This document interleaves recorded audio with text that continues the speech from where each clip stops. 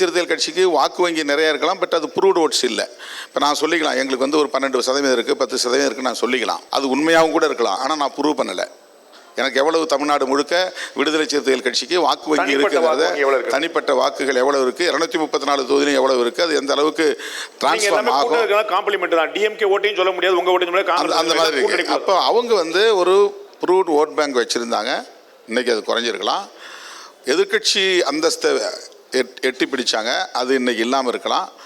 Captain Vijayakanth அப்படிங்கிற ஒரு mass leader இன்னைக்கு இல்லாமல் இருக்கலாம். ஆனால் அந்த கட்சிக்குன்னு ஒரு பாரம்பரியம் இருக்குங்கிற அடிப்படையில் ஒரு மரியாதை கொடுக்குறாங்க. கூட கொடுத்தாலும் உங்களுக்கு ஒன்றும் அது ஒரு பிரச்சனை இல்லை அப்படின்னு. ஓகே, அடுத்த பாயிண்ட் பார்த்தீங்கன்னா மதிமுகவுக்கு 6 தொகுதி கொடுத்தாங்க, 4 தொகுதி வென்றாங்க. உங்களுக்கு 6 தொகுதி கொடுத்தாங்க, 4 தொகுதி வென்றாங்க.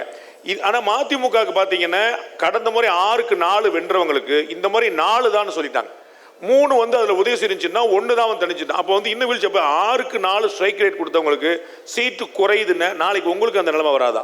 இது நெகோசியேஷனில் ஒவ்வொரு முறையும் இப்படி தான் நடக்கும், இந்த முறைன்னு இல்லை. எப்போவுமே நெகோசியேஷன்ல எப்பயுமே நீங்க தான் விட்டு கொடுக்கணும், அது நெகோசியேஷன் கிடையாது. இல்லை, ஆக்கிரமிப்பு மாதிரி இல்லை. அது வந்து அவங்க ஆளுங்கட்சியாக வர்றவங்களுக்கும் ஒரு தோழமை கட்சியாக இருக்கிறதுக்கும் நிறைய வேறுபாடு இருக்குது.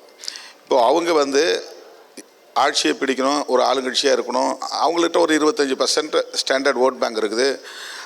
25லேருந்து 27 வரலாம் ஒவ்வொரு கட்சி வச்சிருக்கிறவங்க தான். ஆரம்ப காலங்களிலேயே செல்வி ஜெயலலிதா அவர்கள் உங்களுக்கு 8 சீட் 9 சீட்லாம் கொடுத்தாங்க. ஏடிஎம் நீங்க இருந்தீங்களா? கலைஞரே 10 கொடுத்தாரு. அதான் சொல்ல. அப்போ 10 வாங்கினவங்க 9 வாங்கின ஜெயலலிதா கருணாநிதி போன்ற ஆளுமை இருந்த போதே நீங்க வாங்கினவங்க.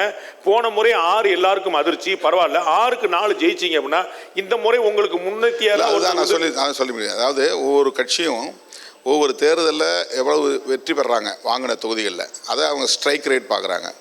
அப்படி பார்க்கும்போது அதிலிருந்து தான் பேச்சை தொடங்குவாங்க. நீங்கள் 4 தான், நாங்கள் கொடுத்தது 6, நீங்கள் 4 தான் ஜெயிச்சிங்க, அதனால் 4 வாங்கிங்க. இது நெகோசியேஷனில் கையாளக்கூடிய ஒரு உத்தி. அது அதுக்கு பிறகு நாம் வந்து ஆனால் மதிமுகவோட குறைவான வெற்றிகளை பெற்ற இந்திய கம்யூனிஸ்ட் 5 கொடுத்துருக்காங்களே சொந்த சின்னத்தில். மதிமுக 6க்கு 4 ஜெயிச்சது, அவங்களுக்கு 4 ஆக்கிட்டாங்க. 4க்கு 4 தான் சொல்லிட்டாங்க, அதில் 3 உதவி செஞ்சாங்க. அதோட ஸ்ட்ரைக் ரேட் கம்மி இந்திய கம்யூனிஸ்ட் கட்சிக்கு. அங்கே வந்து 6க்கு 2 நேஷனல் லெவலில் இந்தியா பிளாக்ல இருக்கிறாங்க, அவங்களுக்கு ஒரு இம்பார்ட்டன்ஸ் இருக்குது. அந்த ஸ்டேச்சரையும் பார்க்க வேண்டிய தேவை இருக்குது. அதுவும் பார்க்க வேண்டிய, அதெல்லாம் கணக்கில் எடுத்து. அதான் நான் முதல்ல சொன்னேன். அவங்க ஒரு நேஷனல் பார்ட்டியாக இருந்தவங்க, அந்த காலத்தில் காங்கிரஸோட எதிர்கட்சி தலைவராக இருந்தாங்க. பிஜேபின்னு ஒரு கட்சி உருவாகாத காலத்தில் நேஷனல் ஆப்பனன்ட் பார்ட்டிஸாக வந்து கம்யூனிஸ்ட் பார்ட்டி தான் இருந்துச்சு. உங்களுக்கு 6ஆ மேலையா கீழையா? அதுதான் நான் சொல்ல வரேன். இப்போ அதனால் ஒவ்வொரு பார்ட்டியும் நெகோசியேஷனில் அவங்களுக்கான இடத்த வந்து தீர்மானிக்கிறாங்க. அதில் கம்யூனிஸ்ட் இன்னைக்கு 5ன்னு தீர்மானிச்சிருக்கிறாங்க. மார்க்சிஸ்டும் அதானா? மார்க்சிஸ்ட்டுக்கு அப்படி தான் சொல்லிகிட்டு இருக்கிறாங்க. அது இன்னும் ஃபைனலைஸ் ஆகலை. மதிமுகவை பொறுத்தவரையிலும் அவங்க வந்து 4 தொகுதியை வந்து உதவி சூழ்நிலையில் நிற்கணும் அப்படின்னு சொன்னப்போ அவங்க இல்லை ஒரு அரசியல் கட்சி தனித்து தேர்தலை போட்டிடலைன்னா எலெக்ஷன் கமிஷன் அவங்க கொஸ்டின் பண்ணுறான். நீ இந்த ஏன்னா அஸ் பர் த ரெக்கார்ட் வந்து அவங்க திமுக எம்எல்ஏ இண்டிபெண்டன்ட் சிம்பிளில் நின்னா தான் எலெக்ஷன் நின்னதாகவே கணக்காகும்.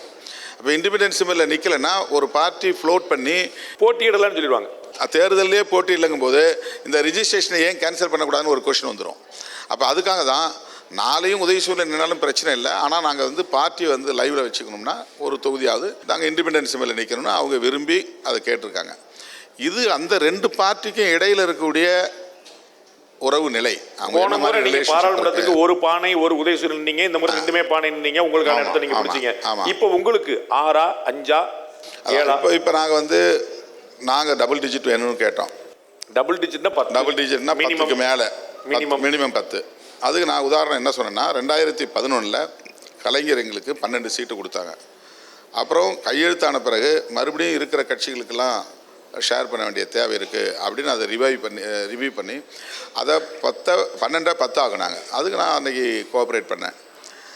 அந்த ஸ்டேட்டஸை இன்றைக்கி மெயின்டைன் பண்ணணும்னு நாங்கள் விரும்புகிறோம்.